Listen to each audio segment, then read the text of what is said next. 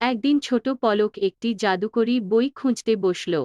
সে বই রাখতে গিয়ে একটি মোড়ার দিকে চলে গিয়ে অচেনা একটি মহিলার দোকানে পৌঁছে গিয়েছিল। মহিলার দোকানের মাঝে একটি বড় বড় বই দেখে পলক উদাস হয়ে গিয়েছিল।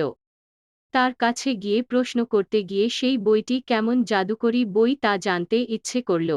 মহিলা বলল, এই বইটি তো আশপাশের দুনিয়ায় জীবনে জাদু ছোড়ার ক্ষমতা দেয়। এটি পড়লে তোমার জীবন একটি চমকময় সফরে পড়বে। পলক খুশি হয়ে বইটি কিনতে রাজি হয়েছিল।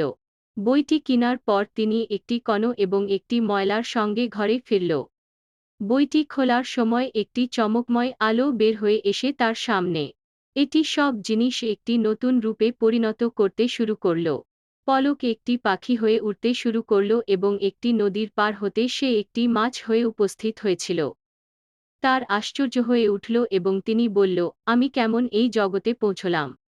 এটি তো আমার স্বপ্নের মতো সুন্দর। পলক এখন জাদুকরি বইয়ের পারদায় একটি রাজধানীতে পৌঁছে গেল। সে সেখানে একটি বড় রাজা দেখল যে সবাই তার জন্য প্রতিষ্ঠিত ছিল।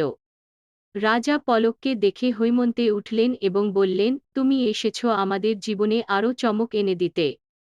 এখন থেকে তুমি আমার সাথে থাকবে। পলক রাজার সাথে একটি অসাধারণ জীবন কাটাতে শুরু করল। সে শিক্ষা নিতে এবং রাজার সাথে দুনিয়ায় ভ্রমণ করতে শুরু করল। সে জীবনের প্রতিটি অবধি শিখতে ব্যক্তিগত বড় হতে শিখতে ছিল এবং অসীম